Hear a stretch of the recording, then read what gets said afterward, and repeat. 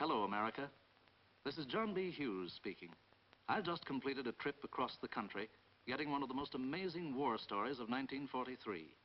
It's your story, America. I'm going to give it to you just the way it was told to me. In 1943, American ingenuity developed the most terrifying war weapons ever conceived by man. But one of the mightiest weapons produced in 1943 received little publicity. It was not built in the booming war plants. It was forged by the people of a little town in Indiana, by the people of another little town in Iowa. It was produced in hundreds of teeming cities. What is this weapon we cannot see, yet which is so vital to victory? It is American food, perhaps the most potent war weapon ever forged in the arsenal of democracy. In 1943, 6 million American farmers broke all food production records for the 7th straight year. Oh, Mr. Harvey. How do you do? I've come out here to try to get the story of how the American farmers beat production records in '43. Oh, shucks, mister. It's not much of a story. Oh, no. What about the farm manpower shortage, and the lack of new machinery and parts, and the floods, and 100 other handicaps that could have licked you? I reckon we just outstubborn them. Well, I'd like to hear about it, and so will the American people. Why, sure, if it's really important. First thing our local farm committeeman told us was what kinds of food the country needed and why. The farmers were asked to plant 364 million acres in '43. That meant a big increase for all of us. They wanted lots more special war crops, too. Well, we plotted out our land and went to work. It was mostly 12 to 16 hours a day and no days off. But we figured our own farm boys were doing a lot more over there. Neighbor helped neighbor, and our women and kids pitched in with the men. Those quotas had to be met. There was no time to lose. You can't shut down a farm like you can a war factory, then start her up again. We had our troubles naturally, but when we couldn't get spare tractor parts, we used baling wire. Then there were floods that washed out our seed, but we planted more. There wasn't enough feed supplied, and there was no feed to buy, or fertilizer, or tools. But we managed all right. We had our own victory gardens, too. They fed our families, sort of helped ease the country shortage. 6 million farm victory gardens on top of everything else. Don't you people ever get tired? Not with this war to be won. Okay, Mr. Harvey. But there's just one more miracle to explain. We've all heard about the farm manpower shortage. What did you do for labor in harvest time? Well, I reckon that's Bob Hopkins' story, mister. He runs the main store in Midvale. Sure, we were busy here, but we weren't too busy to help the farmers. Neither were plenty of other towns like Midvale. Those farmers are the men who feed the men who feed the guns.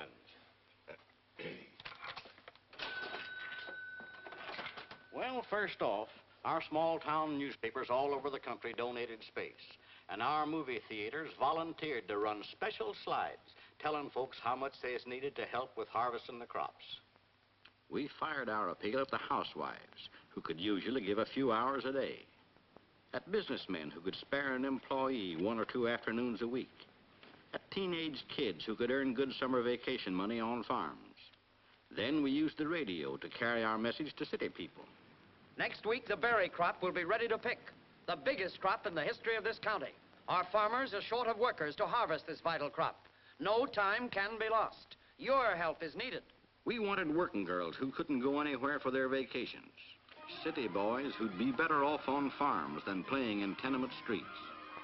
Boy Scouts and campfire girls. It was wonderful how those Americans came from the towns and the cities. Most of them had never worked on farms before, but they went at it like beavers to get the crops out. They got good housing, good food, and a new lease on health.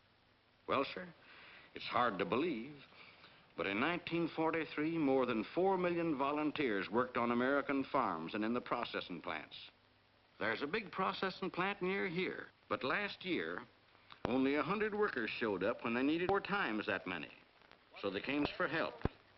Our wives left their bridge tables to answer the call. Our merchants closed their stores to help. We even let the kids out of school.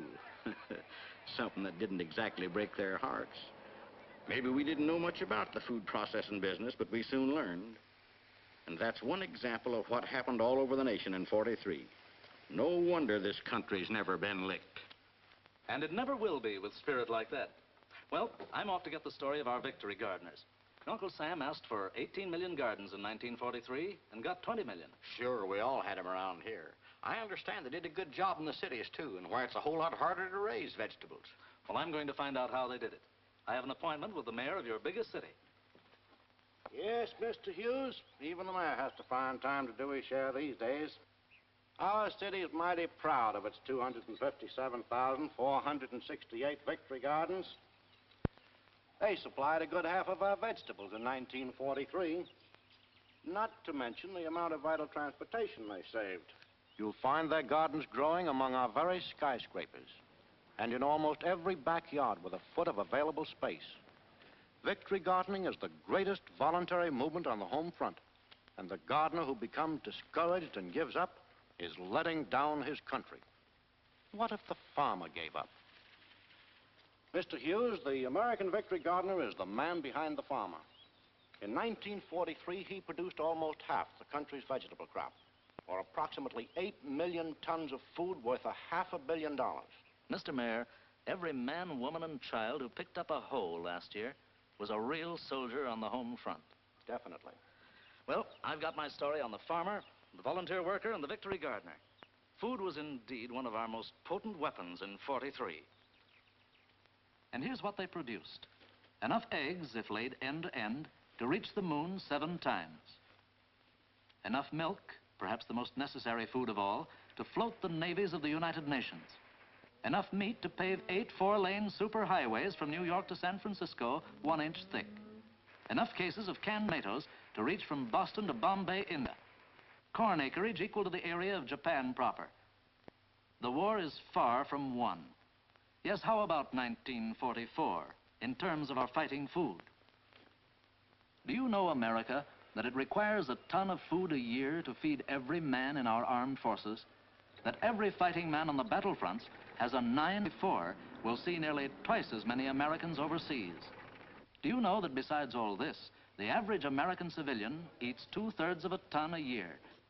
Then there are your fighting allies, those people who have been holding and beating back the enemy for years and are still beating him back. Also, there will be many more liberated in 1944, and they too must be fed if you are to have their friendship and cooperation. Your military leaders want no starving people behind their battle lines, for a hungry man is a dangerous man. These people don't want to be fed forever. They ask only a small part of your food to put them on their feet again. In 1944, even greater convoys must carry your food to the far corners of the world. There will be many precious cargoes that will never reach their destination. Yes, America, you did a great job in 43, but the food battle for 44 will be even greater. What are you going to do about it?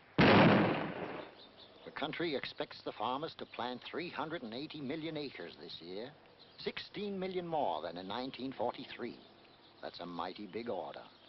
But Uncle Sam isn't fooling about needing that extra food.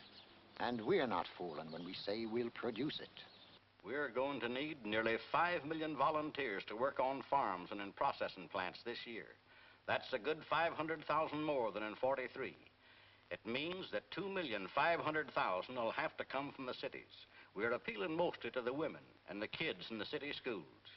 They'll come all right. They're Americans. The American people have been asked to plant 22 million victory gardens in 1944, an increase of 2 million. We know now how much these gardens mean to the war effort, and this city's rolling up its sleeves and going to work. Those are the answers your Uncle Sam likes, America. You've heard the amazing food production story of 1943, and the even more amazing job that must be done in 44. It's up to you, America. The plow line is the battle line, but the farmer can't do it alone. Let's get behind him, all of us, and make American food fight for freedom.